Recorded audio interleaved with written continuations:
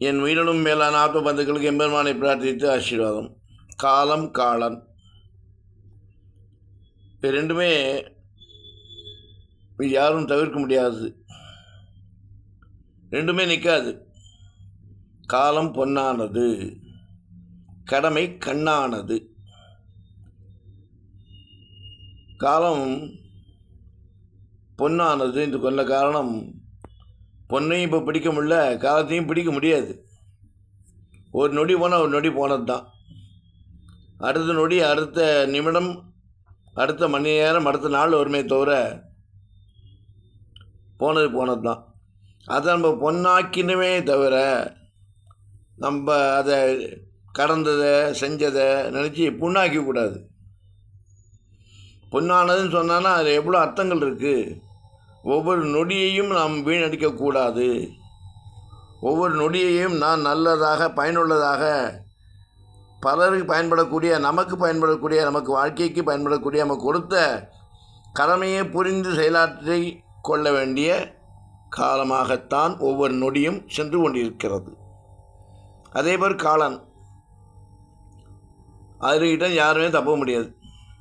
எந்த நேரத்தில் எங்கே எப்போ எப்படி முடிவுன்றது அவங்க கையில் தான் இருக்குது. காலத்துக்கும் கட்டுப்பட்டு உட்பட்டு பயனுள்ளதாக ஆக்கி கொண்டு வாழ வேண்டும். காலன் வருவதற்குள்ளாக கொடுத்த அற்புதமான வாழ்க்கையை அனுபவித்து வாழ கற்றுக்கொண்டு வாழ வேண்டும்.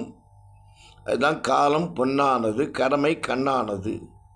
ஒவ்வொருத்தரும் ஒரு கடமையை நிச்சயித்து தான் இறைவன் கொடுத்துள்ள அரிய சந்தர்ப்பமான மனித பிறவி.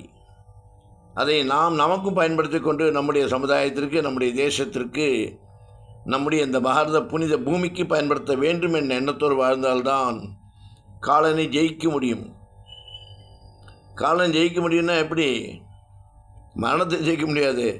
காலங்கிட்ட மாட்டிக்காமல் பெருமாள் தூதர்கள் வந்து நம்மளை ஐஸ்மே அவன் திருடியில் பெருமாள் திருடியில் கொண்டு போய் ஆத்மா சேர்த்துவா, பிறவா வரம் கிடைக்கும். அதான புரிஞ்சுட்டு காலத்தையும் பயன்படுத்தி கொள்ளணும்.